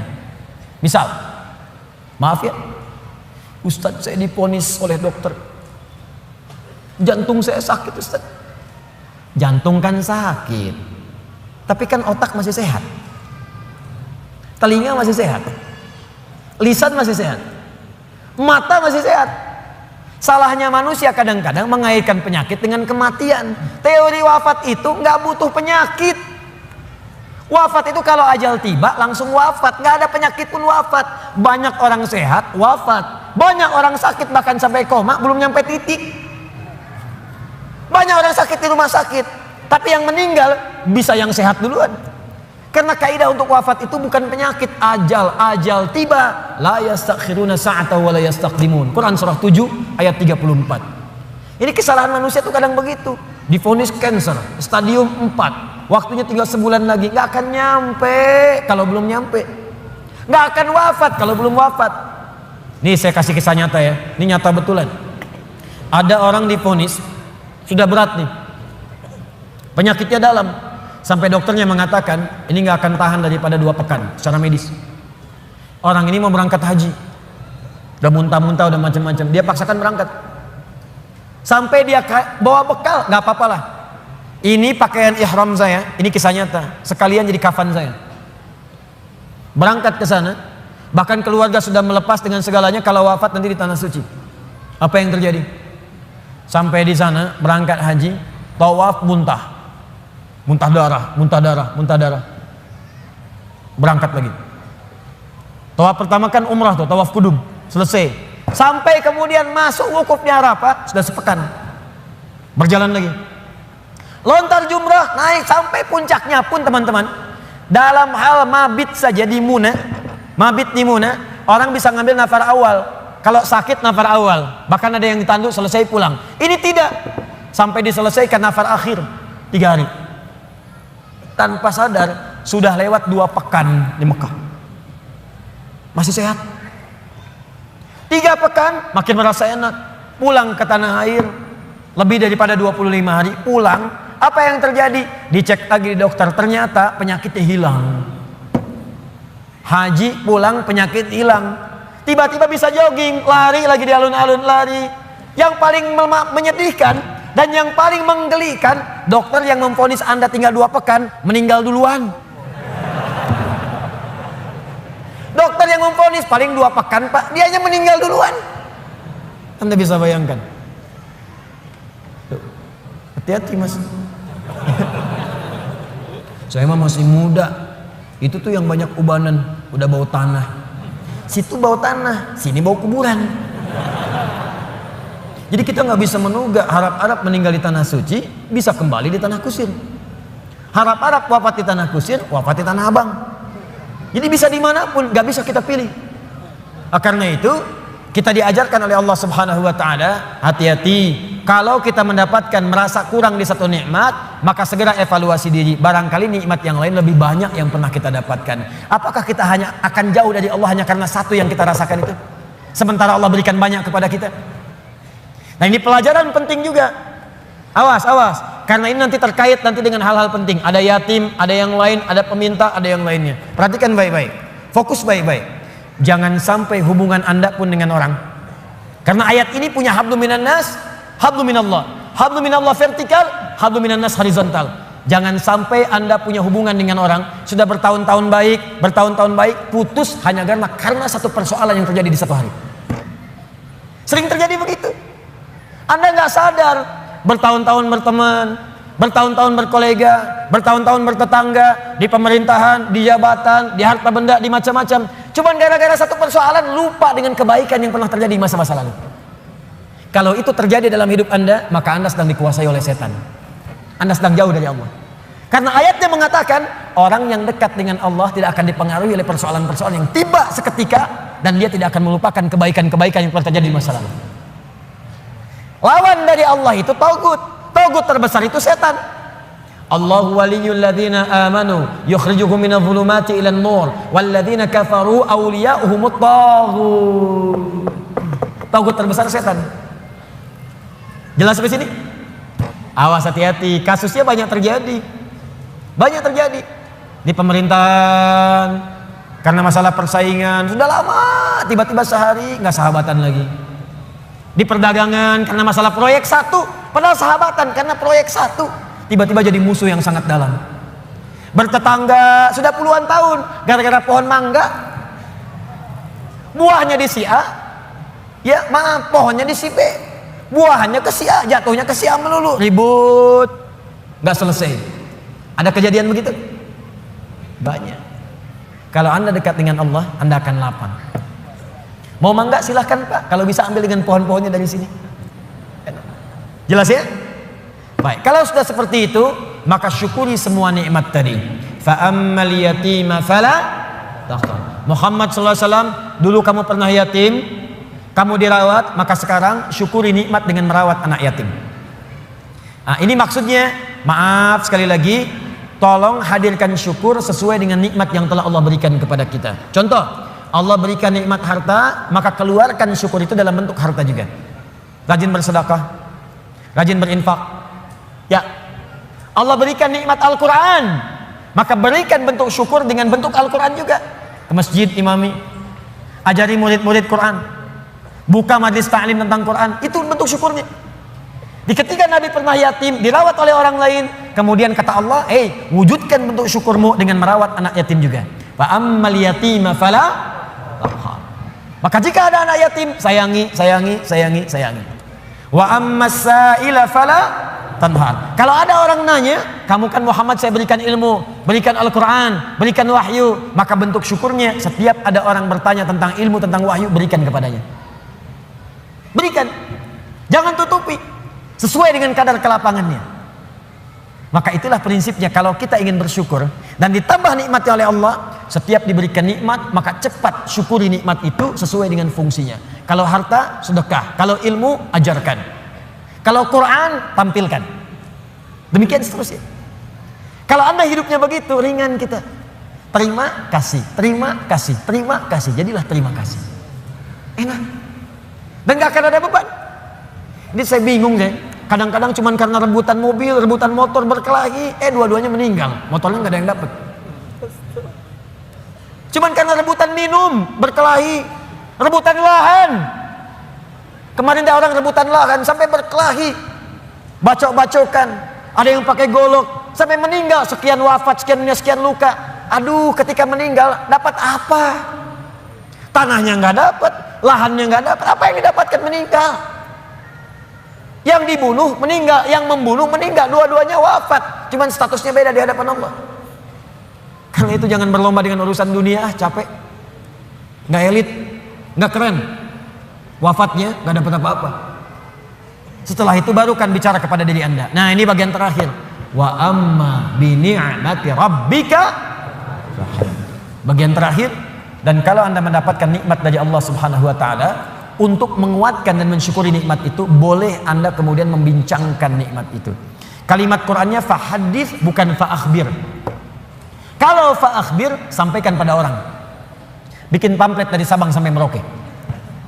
Alhamdulillah Allah berikan kepada saya nikmat rumah yang luas, pasang, bikin status di Facebook, bikin di Instagram, mobil baru, foto, ceklik. Alhamdulillah, nikmat Allah saya mendapatkan Lamborghini. Itu Maria pamer. Alhamdulillah dapat misalnya kalung baru. Alhamdulillah berlian baru. Foto ceklik, berlian harga 8 miliar, pajang. Bukan. Fahadits itu punya dua arti. Satu, membincangkan ke dalam jiwa secara langsung. Diajak bicara diri kita. Ya, diajak bicara. Misal, pernah kan satu waktu kita merenung, ya kan? Lalu kita katakan pada diri kita, alhamdulillah nih dapat ini, itulah fahadits. Jadi untuk menekatkan diri kita dengan Allah, misal bisa konsisten tahajud malam, tahajud. Ajak bicara diri kita. Alhamdulillah Allah telah memberikan nikmat tahajud, besok harus nambah lagi, jangan sampai telat. Alhamdulillah Allah berikan nikmat Quran, kamu jaga ya, kita jaga ya Allah, mudah-mudahan masuk ke surga. Itu untuk menguatkan diri kita. Jadi kalau terbiasa dengan satu nikmat ibadah kah, nikmat harta kah, nikmat ketenangan kah, untuk menguatkan nikmat itu hadir dalam jiwa kita, ada bicara diri kita. Supaya nikmat itu melekat kuat dalam diri kita dan terjaga sampai menghadap kepada Allah Subhanahu wa taala. Yang kedua, hadis itu bisa berarti berbagi sesuai dengan porsinya. Misal, seorang guru ingin motivasi muridnya yang khusus. Datang dia murid-murid khusus. Boleh berbagi pada muridnya. Alhamdulillah, anak-anakku sekalian, murid-muridku, Allah titipkan kepada saya hafalan Quran 30 juz yang dihafalkan dalam 6 hari misal. Allah berikan kepada saya sekarang titipan fiqih. Allah berikan titipan saya kepada saya misalnya titipan hadis. Itu tidak ditempuh dengan biasa-biasa. Mesti rajin tahajud, mesti rajin baca Al-Quran, mesti rajin sedekah, mesti ijtihad untuk belajar. Itu boleh, sah. Kalau ingin bisa disampaikan pada kalangan umum dan dikhawatirkan terlibat riya di situ, tidak sanggup dia menerimanya, maka sampaikan dalam bentuk yang umum.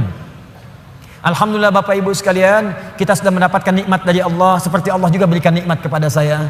Seperti mungkin Bapak Ibu lihat, alhamdulillah. Bapak Ibu juga punya nikmat dari Allah, alhamdulillah. Seperti halnya Allah berikan kepada saya juga kepada Bapak Ibu sekalian. Itu fahadits namanya. Disesuai dengan konteksnya, sesuai dengan keadaan orang yang diajak bicara. Di fahadits itu bukan kemudian mengupload nikmat di Facebook, mengupload harta benda di Instagram, lalu Anda tuliskan di situ rumah baru, fa amma bi nikmati rabbika fahadits. Bukan begitu maknanya. Pulang dari haji boleh saya kumpulkan tetangga untuk berbagi zam-zam, nggak usah bicara, zam-zamnya dibagi, kurmanya dibagi. Wa amma bi nikmati rabbika fahadits. Mau berangkat boleh minta doa, ya datang misalnya bagikan makanan misalnya sedekah, setelah itu minta doanya boleh, silakan. Jadi pesan bagi mereka, kalau dia sekarang haji besok lusa saya haji. Yang tidak boleh itu ria, yang tidak boleh itu sombong. Terima kasih Bapak Ibu sekalian, di komplek ini telah datang sudi memenuhi undangan kami. Tolong didoakan, insya Allah besok kami berangkat kloter pertama untuk menunaikan ibadah haji. Mohon didoakan lancar ya Bapak Ibu sekalian. Kami banyak dosa, kami minta maaf. Ini haji pertama kami, mungkin juga yang pertama di komplek ini ya. Ya Pak RT belum haji, ya Pak RW belum haji, ya juga tetangga sekalian belum haji. Nanti di sana kami doakan, insya Allah supaya cepat berhaji seperti kami sekarang. Habis pahala. Nyampe depan Ka'bah foto ceklik, kirimkan ke grup komplek. Hari pertama sholat di dekat Ka'bah. Habis. Itu bukan fa'amma bi ni'mati rabbika fahadits. Jelas ya? Nah, kalau sudah begitu, maka lapang hati kita. Lapang. Dekat dengan Allah, ada beban hilang. Kekayaan datang tidak silau. Berbagi nyaman, enak gitu. Nikmat dibincangkan pun tenang. Kalau sudah tenang, hati lapang, dalam bahasa Arab, sesuatu yang lapang, sesuatu yang tenang itu disebut dengan syarah namanya. Kalau kelapangannya terasa dalam disebut dengan insyirah namanya. Maka setelah ad-duha diturunkan, hati Nabi merasa lapang, tenang. Karena ada berita. Bukankah Anda cari-cari berita dari anak, tiba-tiba hari ketiga nelpon, Assalamualaikum ayah, abi, Assalamualaikum umi. Bukankah hati menjadi lebih lapang? Insyirah, syarah. Maka turunlah kemudian surah yang selanjutnya, alam nashrah laka sadrak. Bukankah aku sudah lapangkan keadaan hatimu? Ini isyarat. Jadi kalau kita dekat dengan Allah, tersambung dengan Allah, online koneksinya bagus, sinyalnya bagus, ibadahnya bagus, tenang, hati pun akan lapang. Maka semua persoalan itu bukan beban, tapi semua yang dibuat oleh Allah untuk membuat hati kita lebih lapang. Wa wada'na anka wizrak alladzi anqadha dhahrak. Dan Allah sudah hilangkan beban yang ada di pundakmu itu. Yang tadinya cacian, makian, ada fitnah, ada macam-macam, bahkan dari orang terdekat. Karena dekat dengan Allah, dibuang oleh Allah seperti barbel yang ada di pundak tiba-tiba dilemparkan seketika. Bukankah atlet angkat berat itu, begitu besinya diangkat, langsung mulutnya kelihatan berubah, wajahnya berubah, naik ke atas. Tapi bagaimana ketika itu sudah dilemparkan, diangkat, lempar, pung, tenang.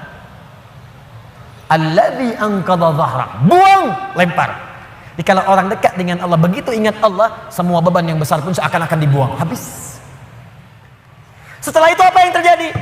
Ketika Anda bisa bersabar, lebih dekat dengan Allah lagi, lebih dekat dengan Allah lagi, maka yang terjadi, Allah bukan tenggelamkan Anda, tapi Anda akan diangkat di hadapan Allah Subhanahu wa taala. Wa rafa'na laka dzikra. Disebut nama Anda di langit. Si fulan, abdi, hambaku. Si fulan, lihat hambaku, hambaku. Diuji dengan musibah seberat apapun, dia tenang saja. Dia dicaci tidak membalas. Dia dihina, dia bersabar. Bahkan orang terdekatnya mengkhianati, dia sabar. Diangkat derajatnya oleh Allah. Dan satu kali diputar oleh Allah. Ja'al haqq wa zahaqal batil, innal batila kana zahuqa. Satu hari kemudian terbukalah kemudian yang nyata itu, maka yang buruknya hilang, yang baiknya muncul. Bukankah Yusuf alaihissalam pernah difitnah? Bukankah Yusuf alaihissalam pernah masuk penjara? Bukankah Yusuf alaihissalam pernah masuk ke dalam sumur? Bukankah beliau kemudian pernah disiksa? Bukankah beliau pernah dihujat? Tapi apa yang terjadi? Ketika beliau naik jadi menteri, membebaskan Mesir dari kelaparan, datang kemudian punya jabatan, apa yang terjadi?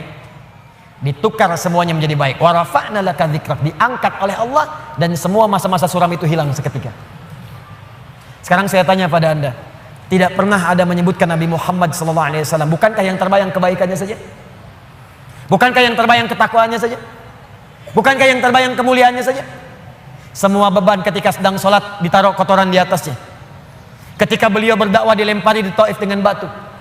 Ketika kemudian beliau sedang tidur akan diusir dikepung oleh 100 pemuda. Semua siksaan, semua tantangan. Tapi apa yang terjadi? Ketika hijrah, semua lapang balik ke Mekah, wa rafa'na laka dzikrak, diangkat semuanya.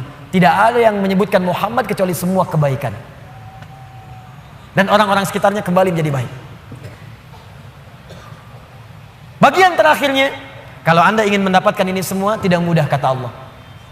Bagaimana cara mendekat kepada Allah yang pertama? Maka rumus yang pertamanya, sebelum Anda lakukan dengan pendekatan ibadah kepada Allah, maka Allah berikan rumus cepat. Perhatikan rumus cepatnya. Perhatikan rumus cepatnya. Kalau sedang punya masalah besar dan masalah itu ingin cepat dibuang dari benak Anda, tidak membebani pikiran Anda, maka keluarkan rumus ini dalam kehidupan. Lihat kalimatnya. Inna ma'al, lihat alladzi anqadha dhahrak wa rafa'na laka dzikrak fa inna ma'al usri yusra. Kalau Anda sedang punya masalah kata Allah, langsung tanamkan pada jiwa Anda. Kalau perlu berkali-kali, yakinkan pada jiwa Anda, setiap ada masalah pasti ada solusi. Itu cara mengemas kalimatnya. Setiap ada persoalan pasti ada solusinya. Bahasa gampangnya begini, kalau punya masalah langsung hadirkan di benak kita, pasti ada solusinya. Pasti selesai. Nah, orang begitu itu lebih ringan dibandingkan bikin status. Engkau tidak seperti yang aku kira. Rupanya engkau mengkhianatiku di belakangku. Terus nungguin status disebarin ke orang, capek. Ping dibaca. Kunaon cek? Itu biasa, abi mas sabar. Capek. Buat apa? Yakinkan Allah tidak akan menguji saya kecuali saya sanggup. La yukallifullahu nafsan illa wus'aha. Yang kedua apa? Inna ma'al usri yusra. Ini pasti selesai. Nih catat kalimat saya. Catat baik-baik. Dalam bahasa Arab, usrun itu kesulitan yang paling pekat, sangat sulit. Kalau kesulitan relatif namanya su'bun su'ubah. Bagi si fulan sulit, bagi yang lain mudah. Su'bun. Tapi Allah tidak pernah mengatakan begini, inna ma'as su'ubati yusra, enggak pernah. Kalau su'bun, si fulan gampang, yang lain susah. Saya tanya begini deh, maaf ya. Bahasa Arab itu susah atau gampang? Susah. Kata siapa? Saya tinggal di beberapa negara di Arab, cukup lama di sana. Saking gampangnya bahasa Arab, anak-anak kecil begini bisa bahasa Arab. 2010 saya di Mekah. Lewat kemudian. Setelah itu tugas datang berangkat lagi. Ke arah Anjum, ada hotel Anjum sekarang, bintang 4 tapi bagus.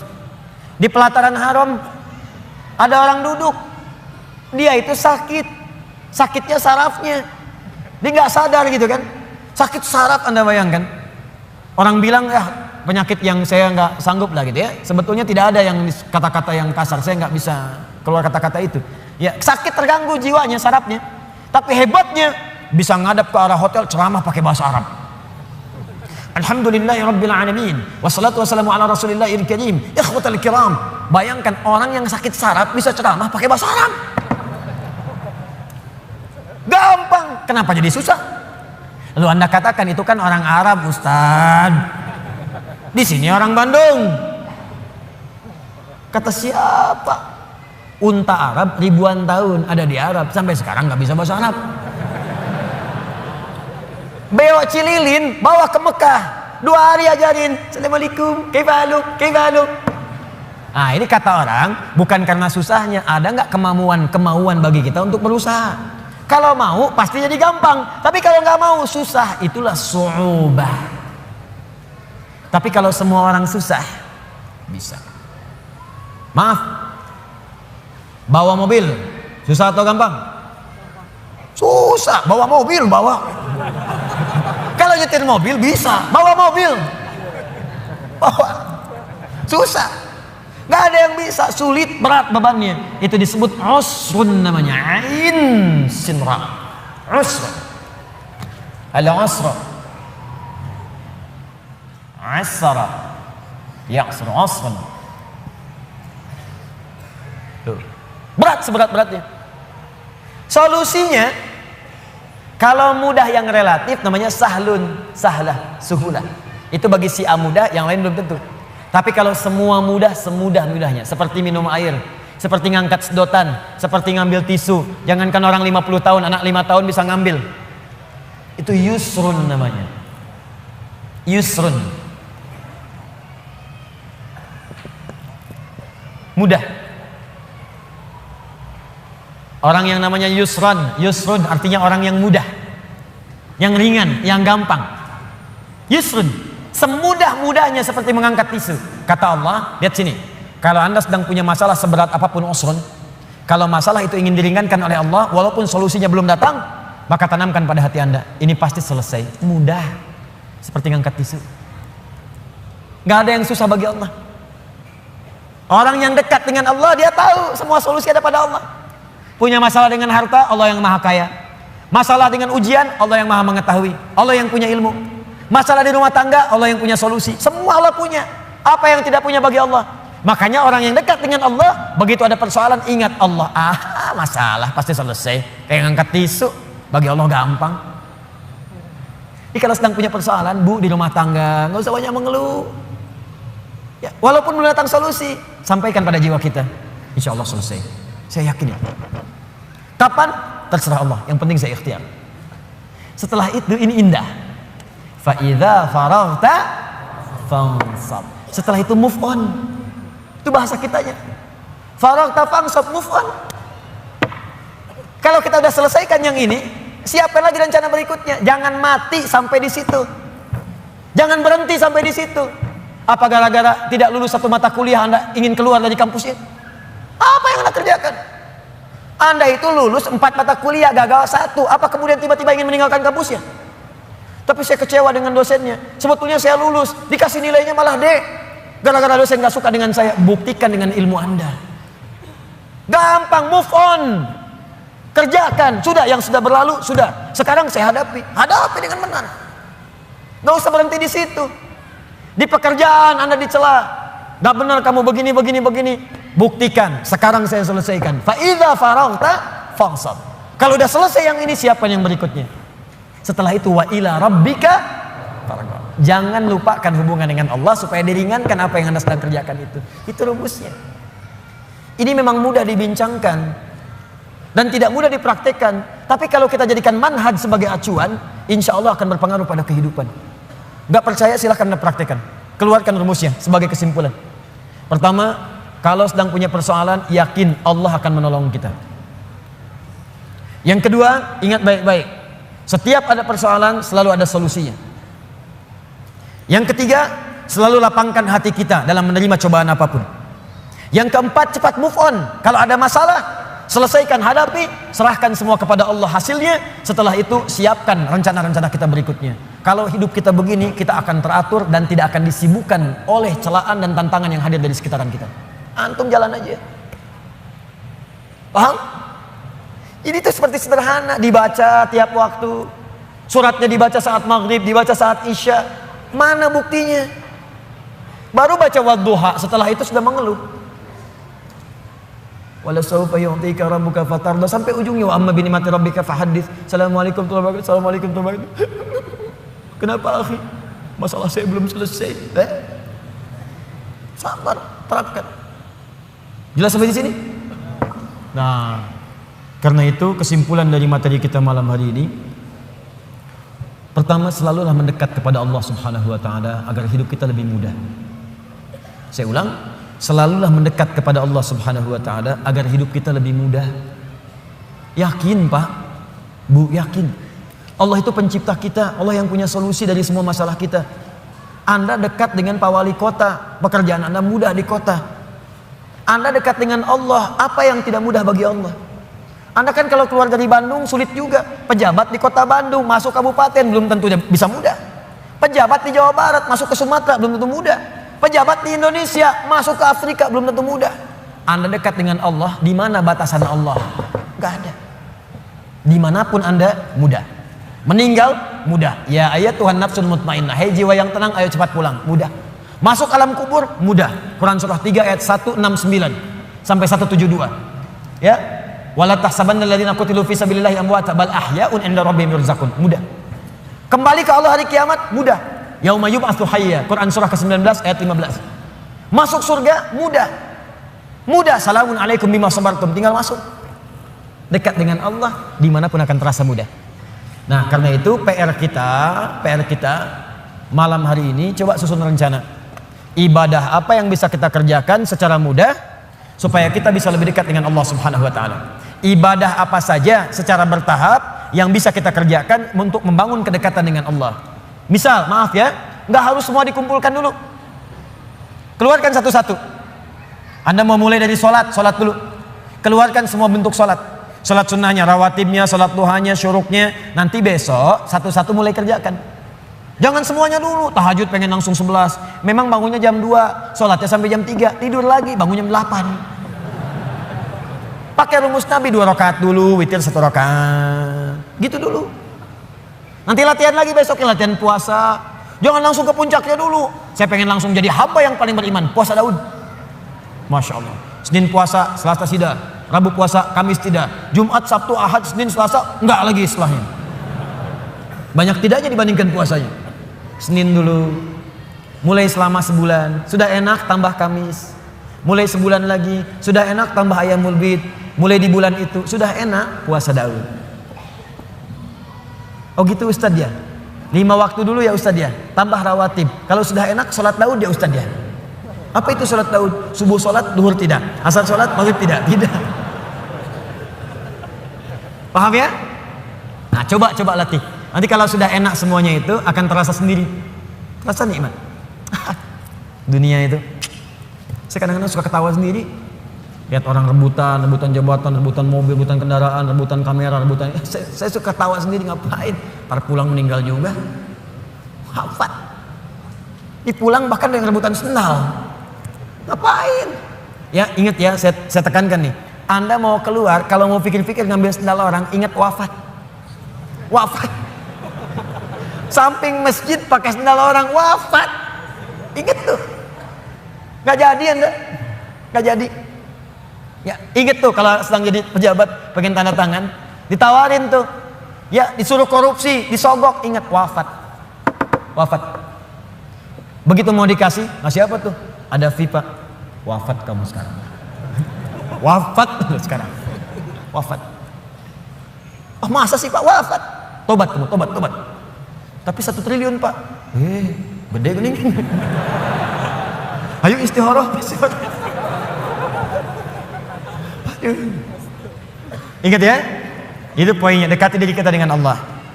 Setelah itu lihat apa yang terjadi, rasakan bedanya, bedakan rasanya, pasti akan terasa bedanya untuk kita semuanya. Saya kira itu 2 surah yang kita bahas malam hari ini.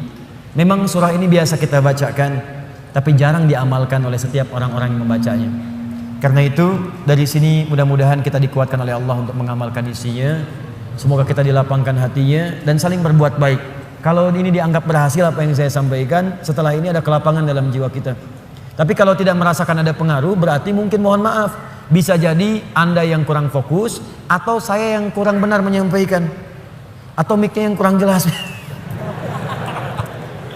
Tidak ya, kita belajar dengan baik insya Allah. Mudah-mudahan ada kemuliaan untuk kita semuanya. Baik teman-teman, izin saya menyampaikan informasi. Pertama, ini besok saya jadikan edisi spesial di Kota Baru Parahyangan, Masjid Ar-Rahman. Fikih ikhtilafnya saya hadirkan untuk membahas pertanyaan saja. Jadi semua pertanyaan malam ini, termasuk yang tadi pagi, besok saya bahas khusus di Ar-Rahman. Tidak ada materi, jawab langsung pertanyaan. Pertanyaan. Karena saya kira saya sudah banyak ke Bandung dan ada sesi pertanyaan yang kadang-kadang tidak terrespon dengan baik. Ya, itu nanti sebagian juga akan saya jawab lewat Adi Hidayat Official. Kita ada channel official. Akhir TV sekarang sedang maintenance ya, supaya ada tayangan lebih sempurna lagi, lebih baik. Kita punya harapan 24 jam ada tayangan. Jadi sekarang kita gunakan dulu official, nanti setelah itu sempurna baru kemudian kita launchingkan untuk semuanya. Info paling menarik, bulan depan kita akan mulai program menghafal Quran 30 juz karantina 30 hari. Bagi Anda yang sudah mendaftar, siap-siap nanti akan dihubungi kapan waktunya. Tempatnya di Bekasi. Nanti ada di Lampung. ada di Sulawesi, dan Bandung sedang disiapkan. Nanti begitu sudah siap, Anda bisa hadir di situ. Ada tempat untuk ikhwan, tempat untuk akhwat. Yang kedua, pekan depan ada utusan dari Sudan. Mereka akan membawa beasiswa sebanyak 15 orang, khusus untuk penghafal Quran 30 juz. Diberikan kesempatan beasiswa ke Sudan gratis di Jamiatul Quran, yaitu University of Al-Quran, Al-Quran University. Jadi kampus Al-Quran khusus mencetak para ahli Al-Quran, bukan cuma hafal tapi dengan ilmu-ilmunya. Nanti saya infokan kemudian. Yang terakhir, pekan depan akan ada seleksi insya Allah program PKU, Pendidikan Kadar Ulama. Itu nanti langsung kami yang seleksi, saya yang seleksi, akan tinggal dengan saya selama setahun. Saya langsung yang didik. Ya, tinggal dengan saya, tinggal di tempat saya di Bekasi. Ya, kami yang biayai semuanya gratis. Ya, sampai setahun selesai, baru nanti kami sekolahkan sesuai dengan bakat-bakatnya masing-masing. Kalau dia senang Quran, kita arahkan ke kampus Quran. Kalau dia senang fikih, kita arahkan ke kampus fikih. Insya Allah pekan depan akan diumumkan dalam kajian malam Jumat langsung dari Bekasi, dari Masjid Al-Ihsan, PTM, dan Villa Jaka Setia insya Allah. Saya kira itu yang kita sampaikan, mudah-mudahan ada manfaatnya. Besok nanti kita akan bahas sesi pertanyaan tanya jawab di Masjid Ar-Rahman di Kota Baru, Parahyangan. Allahumma taqabbal minna innaka antas samiul alim wa tub alaina innaka antat tawwabur rahim. Allahumma rabbana la tada' lana fi maqamina hadha wa fi kulli maqamin dhanban illa ghafartah wa la hamman illa farajtah wa la daynan illa qadaytah wa la maridan illa shafaytah ولا حاجة من حوائج الدنيا والآخرة فيها لك رضا وفيها لنا الصلاح إلا قضيتها يا أرحم الراحمين. اللهم علمنا ما ينفعنا وفقنا فيما تعلمنا لنعمل بها يا أرحم الراحمين. واجعلنا من أهل القرآن واجعل القرآن صحيبا لنا في الدنيا وشفيعا لنا في الآخرة يا أرحم الراحمين. اللهم ربنا آتنا في الدنيا حسنة وفي الآخرة حسنة وقنا عذاب النار. اللهم تقبل منا يا الله إنك أنت السميع الدعاء. اللهم وآخر دعوانا عن الحمد لله رب العالمين. سبحانك اللهم وبحمدك أشهد أن لا إله إلا أنت نستغفرك ونتوب إليك وصلى الله على رسولك الكريم نبيك الأمين سيدنا محمد وعلى آله وصحبه وأمته إلى يوم الدين ثم السلام عليكم ورحمة الله وبركاته.